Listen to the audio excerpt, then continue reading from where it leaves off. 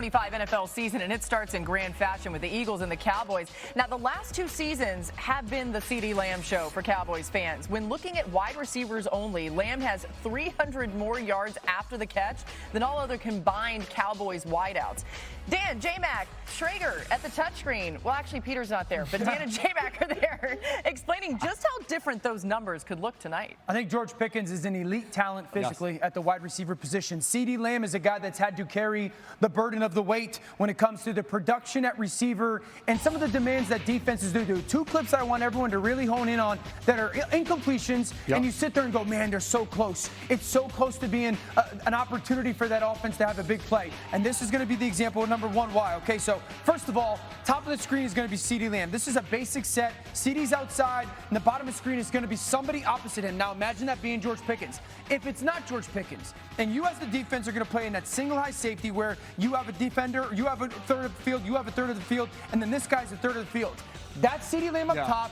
There's not George Pickens at the bottom.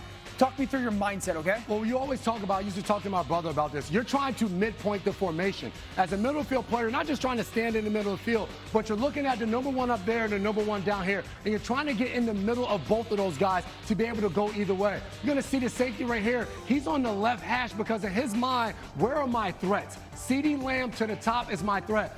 I'm not worried about the guy down the bottom because I know I'm banking on my corner to win that matchup. When that's George Pickens, that's a different story. So you're telling me naturally you would shade to CeeDee if not George Pickens? And I'm telling the corners that, hey, wherever CeeDee Lamb is, know that you got me over the top. If you're away from him, get inside leverage and know you have to win the one-on-one matchup. And I look at it and go, that's close. It's the right place to go with the football. It's a pretty darn good throw.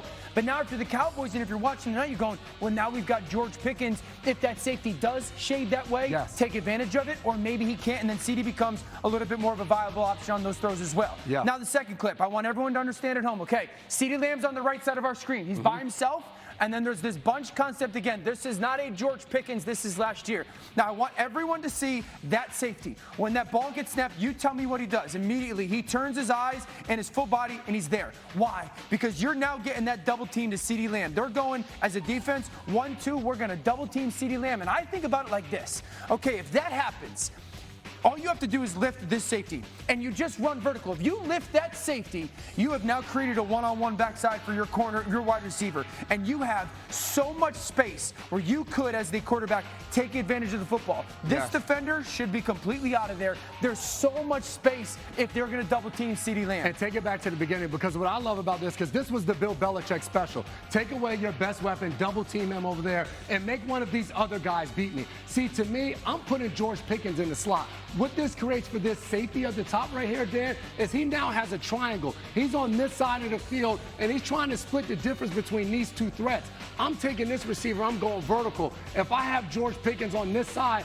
look at all of this space over here that I can operate. As long as CeeDee Lamb runs a short route, he occupies two of those guys. You're telling me you grab both of those guys and now get over the top. George Pickens has a one-on-one opportunity with all of that grass. You know, it's funny. We used to do this in Houston with Andre Johnson. We would have Andre Johnson by himself, and they would double team Andre Johnson. And then we had a really good player like a Kevin Walter. And he's not George Pickens, but Kevin would run these field posts. It's exactly what you're pointing to, all that space. I love the fact that you said put Pickens inside. If you're a Cowboys fan, I'd be looking forward to that tonight. CeeDee Lamb on one side. Do they put Pickens in the slot and allow him to work? Maybe it versus a Cooper DeJean, but at least there's that almost three-way go, vertical, in and out. Absolutely. Absolutely outstanding. I love it.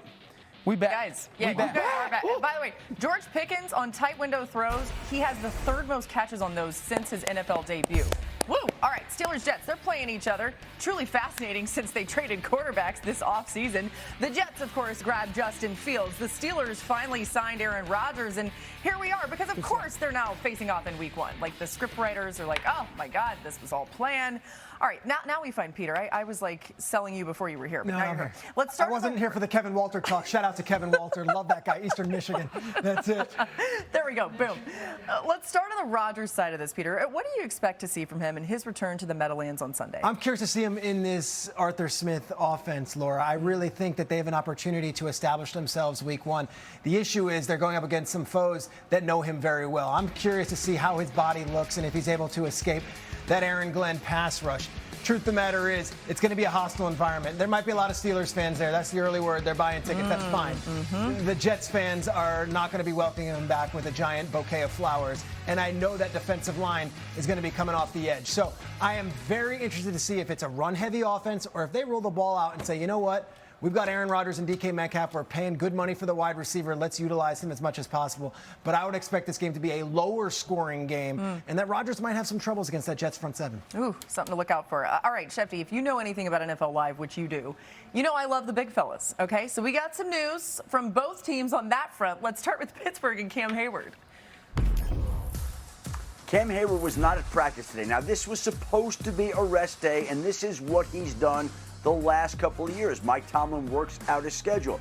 But the Steelers still have not reached any type of agreement on a contract for Hayward. And again, he's been looking for an adjusted deal. The two sides struggling to get there. And this bears watching ahead of Sunday's game against the New York Jets, in a game in which the Jets will be without their starting guard Elijah Vera-Tucker. Turned out a second opinion confirmed that Vera-Tucker does have torn triceps. He's out for the year. He's going to have to undergo surgery. Not a good situation for the Jets, who lose a starting offensive lineman and a really good lineman on the eve of the season before they have to go up against the Pittsburgh Steelers. And moments ago, just said that the Houston Texans are expected to be without their wide receiver Christian Kirk on Sunday against the Rams due to a hamstring injury that my understanding is could sideline him a couple of weeks. The Texans are going to be cautious in his return. We'll see when he's able to make it back, but he's not going to be able to make it back for Sunday's game against the Rams. I'm sure he'll be ruled out tomorrow, and he will not play on Sunday in LA. I think that's a far bigger loss than many of us might expect, considering that their wide receiver room isn't as deep as other teams, and they were expecting Kirk to be one of those guys. Adam with breaking news, obviously, but that's even more pressure on fellow Michigan man Nico Collins, who's going to have to step up and truly be one of those number one guys, as he's been held in that conversation all offseason. Yeah, we've certainly talked about his capability to do that when he's healthy. I like the Michigan tie there. Adam loves it too. He knows. Still to wide receivers only. Lamb has 300 more yards after the catch than all other combined Cowboys wideouts. Dan, J-Mac, Schrager at the touchscreen. Well, actually, Peter's not there, but Dan and J-Mac are there explaining just how different those numbers could look tonight. I think George Pickens is an elite talent physically at the wide receiver position. CeeDee Lamb is a guy that's had to carry the burden of the weight when it comes to the production at receiver and some of the demands that defenses do. Two clips I want everyone to really hone in on that are incompletions, and you sit there and go, man, they're so close. It's so close to being an opportunity for that offense to have a big play. And this is going to be the example of number one why. Okay, so first of all, top of the screen is going to be CeeDee Lamb. This is a basic set. CeeDee's outside, and the bottom of the screen is going to be somebody opposite him. Now imagine that being George Pickens. If it's not George Pickens, and you as the defense are going to play in that single high safety where you have a defender, you have a third of the field, you have a third of the field, and then this guy's a third of the field. That's CeeDee Lamb up top. There's not George Pickens at the bottom. Talk me through your mindset, okay? Well, you always talk about, I used to talk to my brother about this. You're trying to midpoint the formation. As a middle field player, not just trying to stand in the middle of the field, but you're looking at the number one up there and the number one